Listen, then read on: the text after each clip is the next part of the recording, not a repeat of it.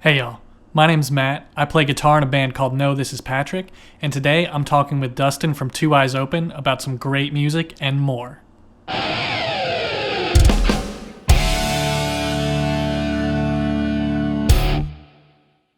Since we haven't ever really talked in person yet, what's up? How you doing today? I'm doing well, man. I'm doing well. I had the day off. It's Martin Luther King Day today. So I had the day off and I spent the day recording actually some new tunes. Nice. So So new yeah. Two Eyes Open songs? Yeah, I lost a bunch of my tracks. I had a problem with my Mac and I lost my February single and I lost my March single. So I was finishing up the vocals for the February single yesterday and started tracking the guitar for the single that I had planned for March um, this afternoon. So Nice. Well, congrats on sticking it out. That really sucks. yeah. It's something everyone is afraid of, and we all try our best with backups and everything, but it's not always easy. Yeah, it was definitely a lesson for me, and I think Mac has that sort of reputation that it nothing ever goes wrong on it, and that it never gets viruses and all those things. And I didn't get a virus, but basically what happened was I was in the process of transferring all of my stuff over to my PC, like my licenses and things like that, because I wanted to move over to some better hardware. And when I went back to look at my old projects, it would pop up this error message for every single plugin that I had used, and then it just overloaded the computer with like all these warning messages because it was trying to find these files that I don't have licenses to anymore. So my Mac was freaking out, and I couldn't access any of my projects anymore. And then the files got corrupted. So Dang, dude. yeah, That is the true nightmare. it is. Yeah, But at but least it was not like a whole album, I guess, is the silver lining. yeah, it was just two tracks, and luckily like everything else that I had was pretty much like at the point of completion. So at that point, I was like, new year, like let's start fresh. And I pretty much like I didn't factory reset my Mac, but I deleted like pretty much everything on the hard drive except for the programs, and was like, I'm just going to start fresh. This will be like my content creation machine or whatever. And then this forces me to work on my PC. So Yeah, and get to make changes if you want to. yeah, So, I mean, yeah. I'm sure you'll come out stronger for it.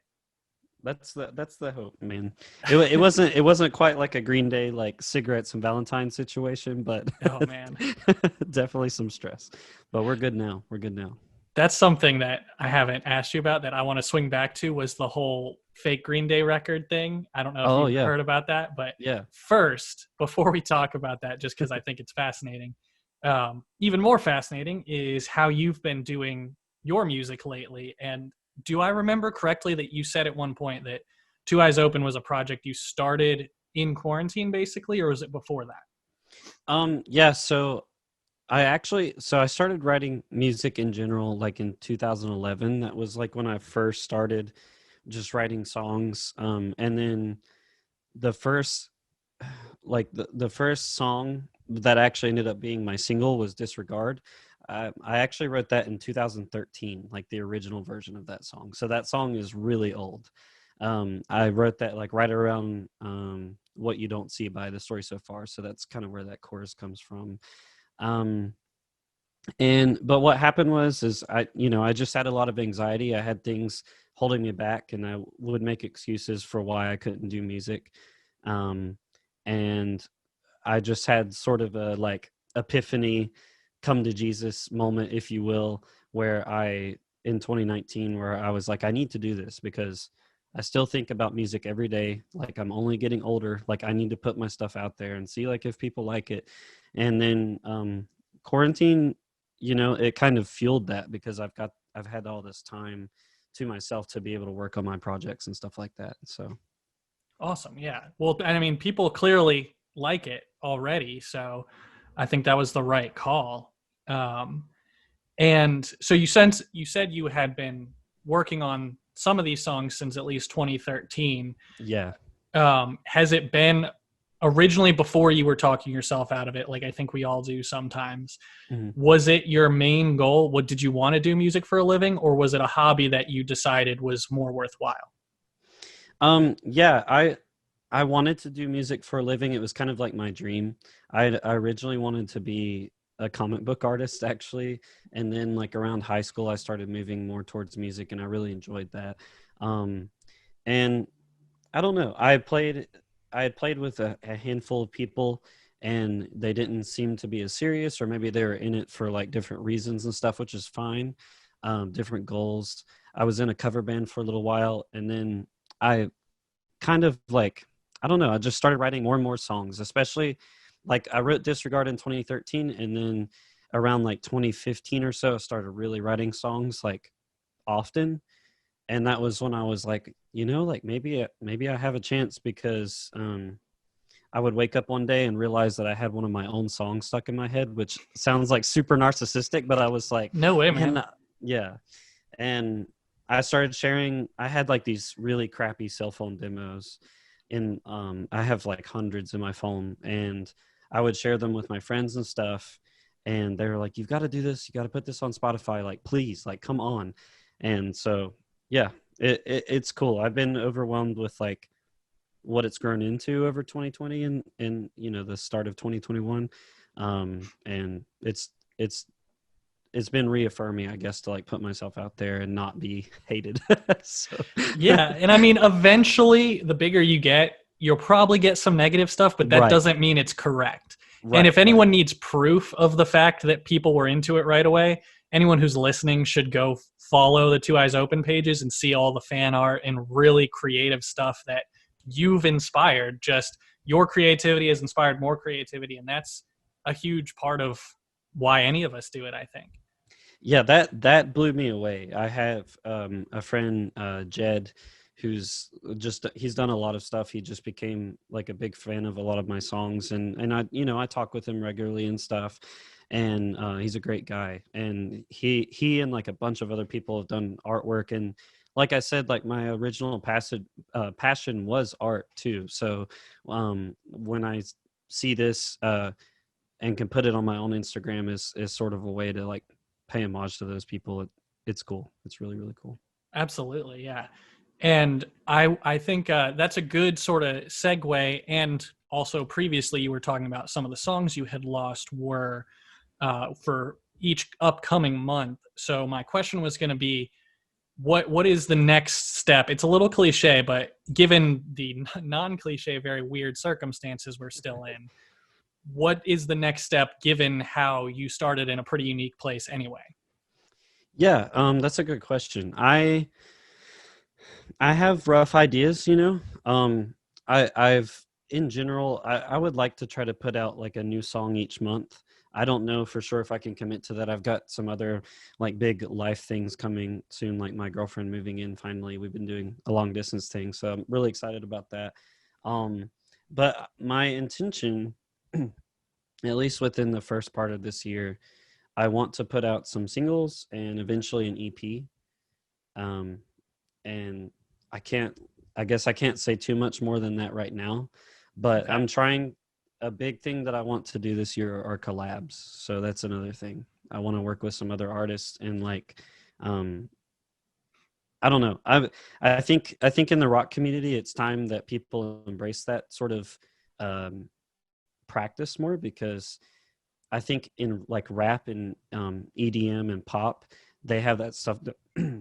They have that stuff down on lock. Like they collab with each other, and then they're building their audience constantly. And I think that's really cool. And I think about like big artists that I looked up to, like Green Day and Sum 41. And I remember thinking when I was little, like it'd be so cool if those two bands like did songs together, but it never happened. You know what I mean?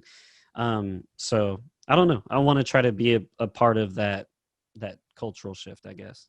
Yeah, I agree with that entirely. I mean, me starting this channel is a very similar idea of like, well, we're none of us are going to make it if we don't make it together kind of thing. So we Yeah, should all be doing everything together at the same time because absolutely. there's no powers that be like industry wise that are really on our side fully right now. So we kind of have to be our own scene as it had been in the past. We just have to do it again with the tools that are in our hands now that are new that people in the past didn't have. So Yeah, it's just a different landscape, you know. Um, and most of my friends that I've formed like through the love of music are not in the same state as me, you know. And that's like been one of the benefits of quarantine, being forced to kind of like look outwards on the internet. I don't know if I would have found these groups and stuff otherwise that, you know, have connected people like me and you together. So there's a lot to be thankful for, and I don't think it's necessarily gloom and doom from a music perspective. You know, I think we're figuring some things out this year. absolutely, yeah. Just because one version is ending doesn't mean there isn't another version coming. Oh yeah, for sure, for sure. And speaking of some like newer ways of doing things, your newest thing that you put out, Traffic Jam Girlfriend, that meant to be a like one of those monthly singles, or is that more of here's an idea I had and I just wanted to follow through on it because it's a short song. Yeah. Is it? Um, Yeah, explain. it's a bit of both, honestly. I so what happened? Literally, there's no crazy story behind it necessarily, but when I was in the process of recording Haunt, I think I had tracked the guitars for it or something, and I was getting ready to do vocals and make that switch or the bass or something like that. And I took a break for a second. I looked on my phone, and Scene Dude had posted this meme um, that was from this Malcolm in the Middle scene from an episode called Traffic Jam. And Malcolm is saying, okay, she's cute, she's smart, and she even lies to the cops. And he wrote in the caption that it sounded like a Neck Deep song. And I thought that was hilarious because it does. And I was sitting there and I was like, you know, I should be recording, but I kind of want to mess around with this and see if I can make a song out of it. So I had seen that episode and I've watched a lot of Malcolm in the Middle. But I was like, if I'm going to do this, and I got way sidetracked. I didn't finish Haunt that day. Like I was like, if I'm going to do this, then I'm going to watch that episode and, you know, see what it's all about. And kind of remind myself. And so after he says, and she even lies to the cops, he says, I may be in over my head here. And I was like, okay, so I'm going to take those 4 lines and try to make a song out of it. And I don't know, I just messed around with it. It's the first song that I've put out that has sort of like a staccato, like bouncy rhythm to it. And when I think of pop punk, that's kind of what I think of. Like if I'm at Warped Tour, like I want to be jumping up and down. And that's just what I wanted to capture. And it wrote itself really, really quickly. And it was a lot of fun. And I don't know, I was worried about putting it out because it was so different than Haunt. I go from doing this like 3.5-minute song that's really angry and dark, and it's about like all these people that have wronged me, and I'm like, I'm as angsty as like Batman on the mic, and then and then I put out this happy like summertime jam that's like 35 seconds long, and I was worried about how people would take it. And I mean, it's not a serious song, but I guess technically it is, you know, my January single, and it's been a lot of fun, and it's been really cool to see the reaction to it. And another thing too, sorry, I'm talking your head off right now. No, that's what we're here for. I ended 2020 with such a dark, heavy song. I wanted to put out something lighter, and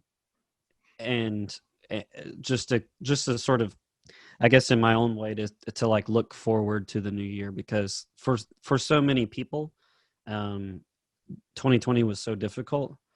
And so, yeah, I thought in some weird way, like symbolically, it was kind of cool to come out with something light and heavy that people probably laugh at, honestly. So that was sort of my goal with that. Yeah, I think that all makes perfect sense to me. And I love that you just kind of followed that inspiration, because I know a lot of us will be like, well, I need to sit down and finish this. But at the same time, it's kind of in our nature to be like, well, I don't want to miss this other opportunity. Like, I got to see where this goes. Yeah. So I think it's really cool that you were able to follow through, but also still follow through super well on Haunt, which I was going to say the other part of my question was me hoping that you didn't consider Traffic Jam Girlfriend a full song because my review slash feature of Haunt, I said it was your latest single. And then before I finished filming, you had put out another one. And I was like, can I Yeah. get away with this? Am I Well, technically correct? yeah, and I mean, and to your credit, like I surprise dropped Traffic Jam. Like it's the first song that I did that with where I was like, hey, I'm putting out a song in 2 days, you know? Like I had not really done that done that before. So and they were written at the same time, technically. You know, I wrote Haunt in a spree. I pretty much wrote it in no time. It kind of like put itself together too, and I wrote Traffic Jam in the middle of tracking. And half the time when I'm tracking and recording the songs, I'm kind of making it up as I go anyway. So Yep. so I mean, as far as I'm concerned, they came out at different times, but I wrote them at the same time. Okay. Fair enough. Fair Yeah, enough. yeah. Yeah, and I mean, I like you said before, some songs stick around for a while. Like some songs on the first "No, This Is Patrick" album were written 2 or 3 years ahead of when we were able Hmm. to finish that. And then that's also just kind of the nature of how long it can take to make a record or any kind of art. Sometimes that you don't always Right, think about. right. Yeah, and to your point, like some of my songs are a lot older. Well, most of them are actually. Inconvenience, I wrote that in 2015. Good Gone Away, 2018. The Summer, 2018. Haunt and Traffic Jam and Face the Light are my only like new songs that I've actually, written recently. So Right. But I'd say I think it's fair to consider all of them new in fan terms and yeah, just like you finish them because I don't know if you'll agree with this, but I consider like the production process almost equal to the musical writing process in terms of the final product. yeah, for sure, and if not more important, because that's you're trying to put what you hear in your head out there, So I could hear the drums to Good Gone Away when it was a shitty acoustic cell phone demo, but that doesn't mean that someone else could. Right, exactly. So if you had put out the acoustic one first and then a full version later, I mean, people are going to like what they like regardless, but Yeah, it's up to you to decide which one you want to be the first impression, I suppose. right, right, right. So yeah.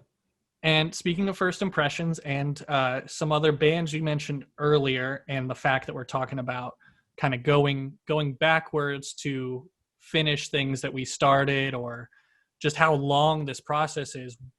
I'm gonna go a little cliche here, but what are some of your inspirations for the wide variety of sounds you've been using for these different singles, and how would you say that the inspiration actually applies to your process other Okay. than the fact that you like them? Yeah, yeah, yeah. That's a great question, and I think you avoided the cliches because you went a little deeper there. Um, I would say that I have sort of like sonic inspirations, like the sound itself, and then I have inspirations that are more like mindset and things that I wish, like I see a certain artist and I'm like I wish I could be more like this person.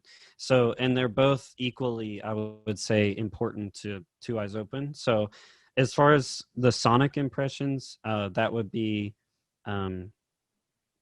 that would probably be like Sum 41, um, Green Day, and Blink 182. You can't really avoid those. This the story so far. Linkin Park is a really big influence on me. I think Face the Light is acoustic, but the way that I hear the full band version, if I ever do it, it would be like a Linkin Park song. It would be really heavy. Um, and I don't know, like A Day to Remember too. As far as like people that influence me more so by their character and inspire me in a different way, I would probably say Billie Eilish actually, um, and John Bellion. Those two were kind of what inspired that epiphany in me in 2019 that I was sort of referencing earlier. That kind of convinced me, like, hey, I need to do this.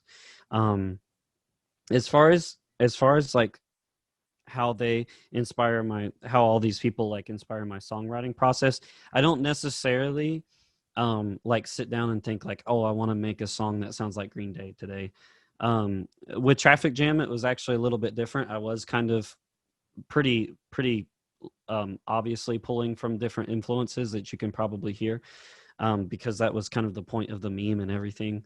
So I was trying to write like a neck deep song. But with, I don't know, I think I've always tried to sound like Derek when I was growing up. Derek from Sum 41 was a huge inspiration, and Chester from Linkin Park. So I'm hoping that translates in my voice sometimes, or like the melodies that I use. And it's oftentimes not until the fact that I'm done with the song that I'll go back and I'll be like, oh, that's kind of cool. Like, did I pick that up from this band? You know, and Right. that's the cool thing about inspiration. You know.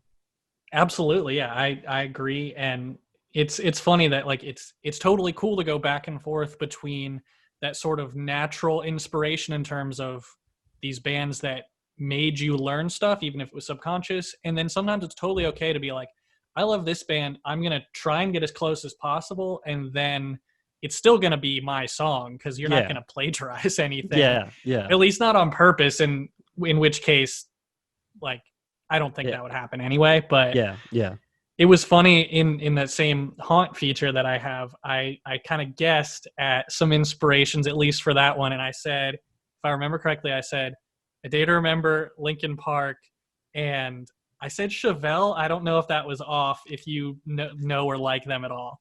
So I actually love their guitar tones. They do like, I've never honestly like never heard a three-piece band that sounds so heavy live as Chevelle. So I mean, yeah, I could see that. They're not a band that I listen to like a lot, but there are every now and then I want to hear uh most of their hits, really. Honestly, I'm not like a huge Chevelle head, but yeah, I love their sound, honestly. So Yeah, I can. that's actually exactly why I thought that was the guitar tone you used on Haunt, and just the general. It's relatively simple, but it's not entirely straightforward. Which is, Right. again, I when I was first getting into heavy music, Chevelle was a band I listened to, but before I ever did really deep dive, so it was just the singles, and Yeah. I was like, okay, this sounds like what were the songs like The Red, Yeah, the red, and then like face on the floor and stuff like that. Like, mhm, yeah, yeah, yeah, yeah. absolutely. And to, you know, the I'm seeing the flag behind you, and I can't believe I forgot this. Boxcar Racer is like a huge influence on me. Like, the dynamics on that album are like a big sonic influence for me. I'm always thinking about that. Like, make this guitar really really tiny, so then when the chorus comes back in, it sounds huge. That's Boxcar to me. Absolutely. That's a great point. And now that you say that, definitely I can tell in Haunt. And I did also specifically mention that the way the guitar changes towards the very end of Haunt, right before the scream, sounds like a boxcar progression to me. Oh, cool, cool. Yeah. Yeah, definitely that sort of. I wish I had more of a musical vocabulary to explain that one, but people should just listen to it, and I think it'll come across. Yeah. That at Yeah. least the vibes, not that they should listen to music only to hear what else it sounds like, but I think if you think of that, it comes across in Yeah. its own way. Definitely. Definitely. Let me see what else. I had some notes here. Oh, speaking of, yeah, inspirations and other bands, and you've mentioned a lot of super awesome bands that have inspired both of us for sure. Um, in general, whether it be a band that you're late to the party on or a very brand new band, what are some qualities that you personally, as a listener or someone looking for inspiration, find appealing about a band Um. So let's see. or artist? I shouldn't just say band. Yeah. Yeah. Um. I think so. Lately, I've done a lot of networking, like being in the scene more, I guess, quote unquote. It feels so weird to say because I look like such a normie. Like, I've never looked the part of a scene guy, but yeah, being a part of the scene, like, really. when it comes to like connecting with artists that are sort of on my um, level of success, I guess, um, it's all about their genuine attitudes, and I think that translates a lot within their music. Um, so it's so hard to say from band to band. Like if you were to look at like Cheer Up Dusty, for example, out of Philly, they have some songs that are kind of funny. Like the music videos that they do with them are funny, but then the lyrics are a little bit darker. So for them, like I think that the fact that they've got that mix between humor and some darkness is really cool and really appealing. And it seems to come from a place of honesty, because I think like humor and darkness are actually pretty tied pretty closely together. Um, in in all honesty. So yeah, I think when it comes to like bigger artists though that have just blown me away, it's their experimentation. That's a big thing. Like one of my favorite artists, right now I don't sound remotely like him, but Ghostmane is so Okay. crazy.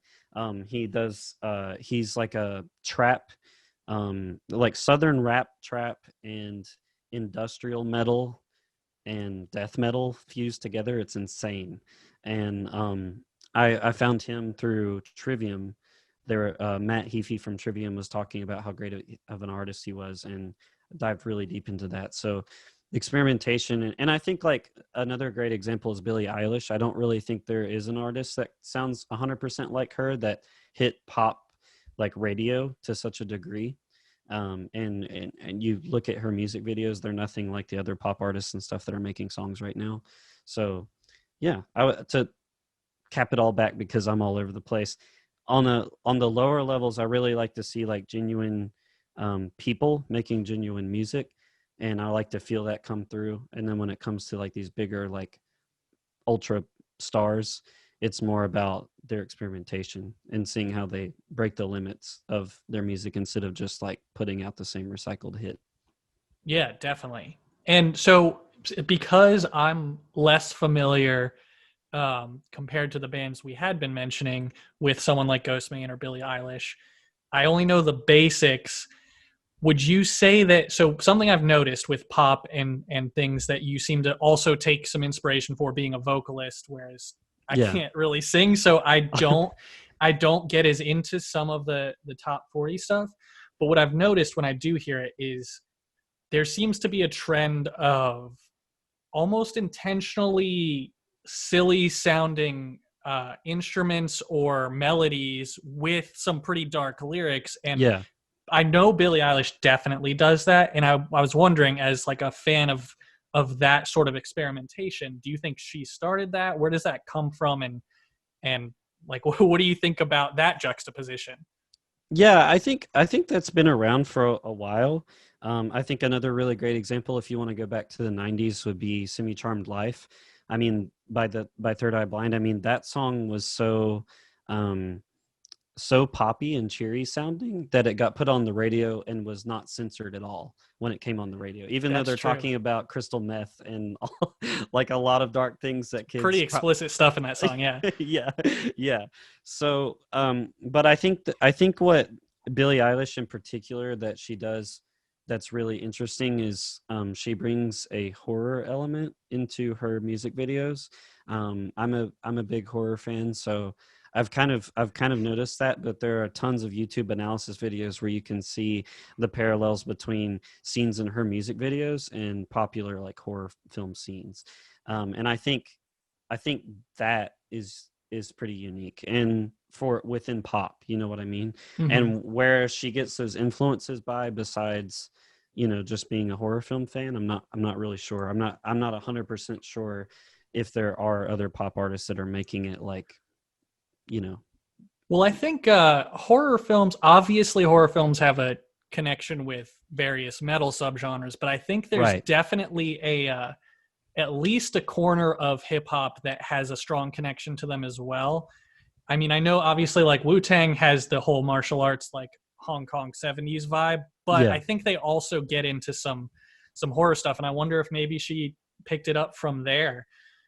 Or again, like you said, it could very well just because she's a fan of that as well, which I'm kind of a noob with horror movies. Like I will if I find the story aspect of a current or past like well-regarded horror film, I'll wait till I'm like at work where I have a lot of downtime, and if Yeah. I'm trying to kill time, I'll watch it like in the broad daylight and just be like, I'm curious, but I don't want to sit here and like Right. scare myself necessarily. So what are your top three suggestions for like a horror noob? Mm. Well, yes, and I'm glad that you asked it that way, because if I had just said my favorite horror films, I think that would be maybe a little weird for like a first time horror fan. I think so.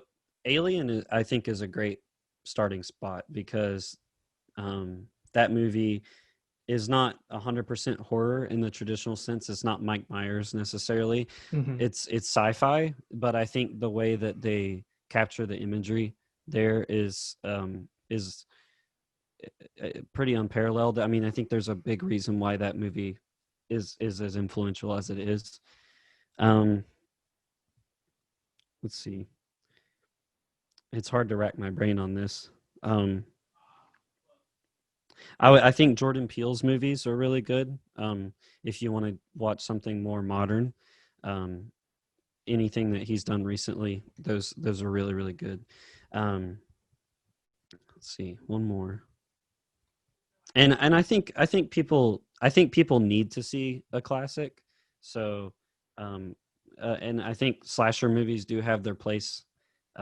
So yeah, I would probably say Halloween for sure too. I mean, I know those are somewhat cliche, and I could probably give you a better list at another time, but they're classics for a reason. You know what I mean? And I think Jordan Peele stuff is like a classic in the making. So Yeah. I don't really think that's cliche because like that's a pretty wide variety, but for good reasons. And it makes me feel good because I've seen Alien and Aliens. I've seen Get Out. Not I haven't seen Us yet. And then in Halloween I've seen the reboot, but not the original. Which yeah. if someone told me that for something like Star Wars or Lord of the Rings, I would freak out. So I probably shouldn't tell horror fans that.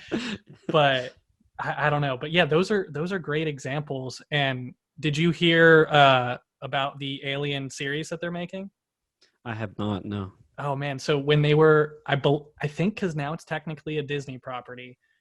When they were announcing like oodles of Star Wars and Marvel projects and stuff, one of them was I don't know what channel or whatever it's supposed to be on, but it's a series set on Earth, but in the alien universe. And Noah Hawley is, I believe, the showrunner who That's did really interesting. Legion and a few other like weird things. Yeah. So Yeah. I'm pretty hyped That's for that. yeah, that's super interesting. I love the universe, like of it in general. Even the Prometheus movie, that one was pretty controversial for fans, I think.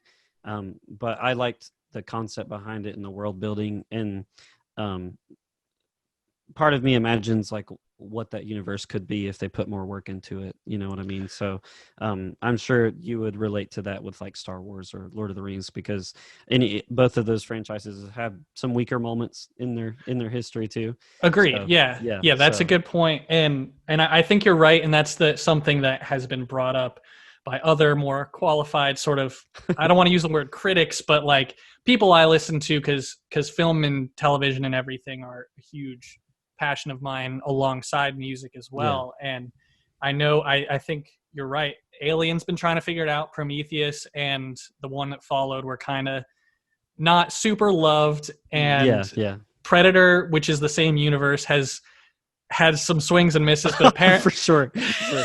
apparently they're also doing a soft reboot for that, which is set in the past, and it's a Predator. I think in like fighting a either First Nations or Native American like tribe, so it's going to be Wow. very like kind Yeah, of down and dirty. And I hope they go like full subtitles or something. I think that would be so cool to I think have that like would be cool. an art house slasher movie, basically. Yeah, yeah, that would be super cool. I And would love that. obviously great representation because when's the last time you saw like an all Native American cast? Yeah, yeah, that would be incredible. I would And yeah, love that. there's so many things. Hollywood recycles a lot of stuff, and that would be a breath of fresh air. So Oh yeah, yeah, definitely. That sounds good too. And speaking of more nerdy stuff, you mentioned that you wanted to be a comic book artist at first.